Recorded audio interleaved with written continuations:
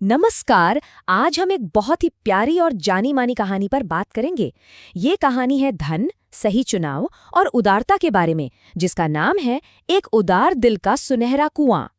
तो चलिए एक सवाल से शुरू करते हैं जो शायद हम सबके मन में कभी न कभी आता है। सच्ची खुशी असल में मिलती कहाँ है? क्या वो दौलत में है या फिर कहीं और? ये कहानी हमें इसी सवाल के जवाब की तरफ ले जाती है।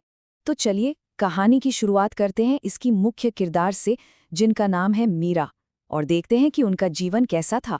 कहानी की शुरुआत होती है एक छोटे से गांव से, जहां मीरा नाम की एक महिला रहती थी जो कह सकते हैं कि काफी गरीब थी। एक मिट्टी का छोटा सा घर था और गुजारे के लिए हर दिन काफी मेहनत करनी पड़ती थी। और यहीं पर ना एक बहुत ही दिलचस्प बात सामने आती है। मीरा की जो बाहरी दुनिया थी और जो उनकी भीतरी दुनिया थी, उसमें जमीन आसमान का फर्क था। मतलब बाहर से देखने पर तो वो गरीब थी, मिट्टी के घर में रहती थी, खाने के लिए भी संघर्ष करती थी, लेकिन दिल से वो बहुत अमीर थी, हमेशा खुश रहती और जो भी थोड़ा बहुत उनके पास होता उसमें से भी दूसरों की मदद करने के लिए तैयार रहती।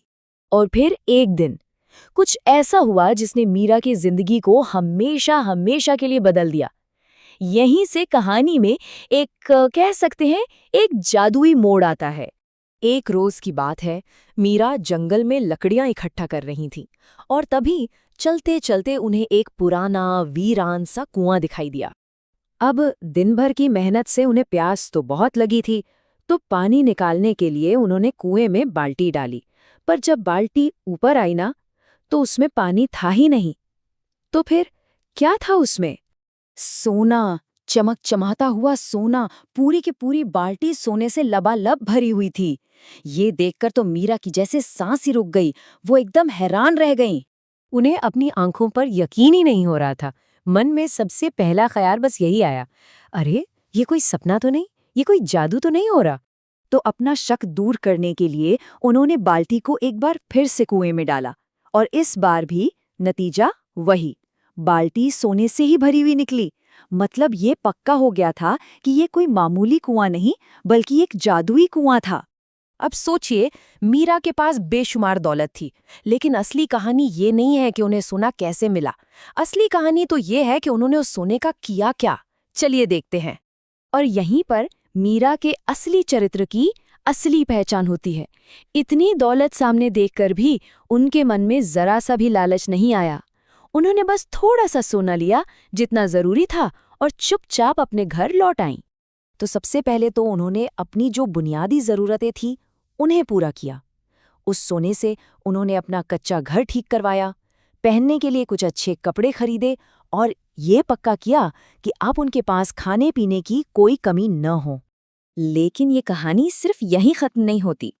मीरा की उदारता की वजह से ये जो खुशहाली थी, ये सिर्फ उन तक ही नहीं रही, बल्कि धीरे धीरे पूरे गांव में फैल गई। मतलब अमीर होने के बाद भी मीरा का दिल बिल्कुल वैसा का वैसा ही रहा, दयालु और हमेशा दूसरों की मदद करने वाला। दौलत ने उनके स्वभाव को जरा भी नहीं बदला। उन्होंने अपने गांव वालों की मदद करनी शुरू कर दी, जैसे जो भूखे थे उन्हें खाना खिलाया, बच्चों की पढ़ाई लिखाई में मदद की, और जिनके पास रहने को घर नहीं थे उनके लिए घर भी बनवाए। मतलब उनकी अच्छाई ने हर किसी की जिंदगी को बेहतर बनाया। और इसका नतीजा ये हुआ कि देखते ही देखते पूरा गांव खुशहाल और समृद्ध हो गया। सोचिए, सिर्फ एक इंसान की अच्छाई ने पूरे समुदाय की किस्मत ही बदल दी। तो ये कहानी हमें सिखाती क्या है? इसका असली मतलब क्या है?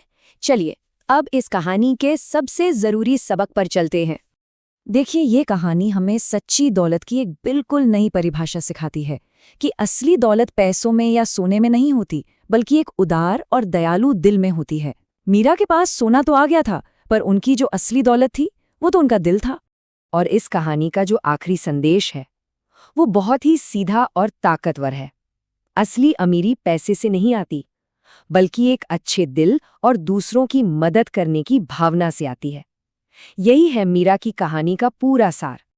और अब आखिर में एक सवाल जो सोचने पर मजबूर करता है, अगर किसी को ऐसा जादुई कुआं मिल जाए तो उस दौलत का क्या करना चाहिए?